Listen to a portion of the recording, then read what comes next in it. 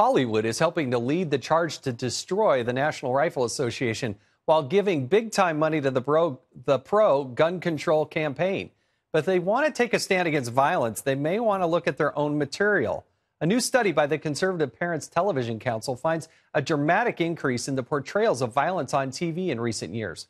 According to the study, nearly 61% of 287 broadcast primetime television episodes featured some form of violence during their November sweeps period. 39% of those 287 shows featured gun-related violence. Let's get reaction from actor Antonio Sabato Jr., who is also running for Congress. He joins us now from Calabasas, California. We thank you so much for being here. Thank you, my friend. We're putting up on the screen, you can't see it, but we're putting up on the screen this picture of George Clooney.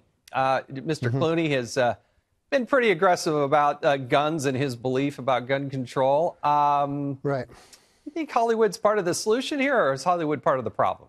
No, they're part of the problem. Listen, these are the same people that actually believed that Hillary Clinton was going to become the president and was going to be a good president. She left our people to die in Benghazi. Let's not forget that. These are the same people that went to the Academy Awards the other day, protected by LAPD, bodyguards wearing pieces, guns all over the place at the Academy Awards. And then they're making movies on a weekly basis with guns that they want to ban. The NRA has done more to protect the American people than Hollywood could ever do. So let's talk the truth here and make sure the American people know what's going on here. And I think they know that because we elected Donald Trump. He's doing an amazing job. And that's why I'm running for office. In November, I'm going to win because we got to bring common sense back into government and into our daily lives. I mean, we can't live with these lies every single day. The media is spilling lies 24 hours a day against our president, against the Republican Party. That's all they do. And this time they're not going to win because the American people have woken up. We want our America back, and we got to protect our America and our Constitution. So what do you think is Hollywood's responsibility? Should they, they're entrepreneurs. Should they just profit? The reason they make movies with guns in it is because Americans go to them and they pay money to go see them. So is it their responsibility, or should we just call out their hypocrisy? What's the right answer for Hollywood? Well, if they want to talk about gun-free zones and always blame it on the NRA, then they are the hypocrites. But listen, right now, why don't they make more movies about positive stuff? What about family values? What about God once in a while? What about, the Ten Commandments? What about good stuff, positive stuff, loving, caring stuff? And I'm not talking about the Disney movies. I'm talking about in general. Why don't we do TV shows that involves God and family and sitting down at the table and things like that?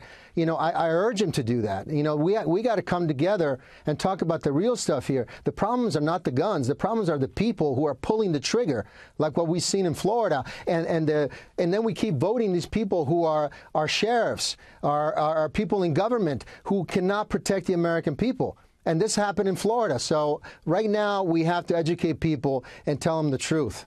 Do you think the breakdown of the family it seems to be a common denominator with a lot of these kids? They can't distinguish right from wrong. There may be some mental incompetency, may have a breakdown in the family. Does Hollywood believe in any of that?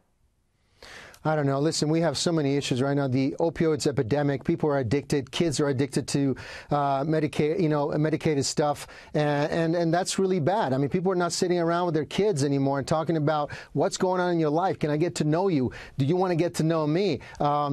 It's always about computers and phones and this and that and all these distractions. We had guns in this country for 200 years, and all of a sudden we're having these problems happening every single week. And they always want to blame it on guns. Let's blame it on people. Let's blame it on society. And let's bring love and happiness and family values back into our daily lives. Well, listen, I think there are a lot of kids out there that can't distinguish right from wrong. It's like a puddle of gasoline, and then they sit 15 hours and watch a video game or go watch a violent movie, and it's like throwing a match on that gasoline and kaboom. And they're left alone. These kids are left alone. There's no more communication between the teachers and the parents anymore. Parents cannot walk into a school and talk about their issues and with the school itself. All these regulations and this and that. So we're not really free anymore. They want to hold us hostage. And, we don't have Bibles in schools anymore. They wanted to take our American anthem away. We don't respect the flag.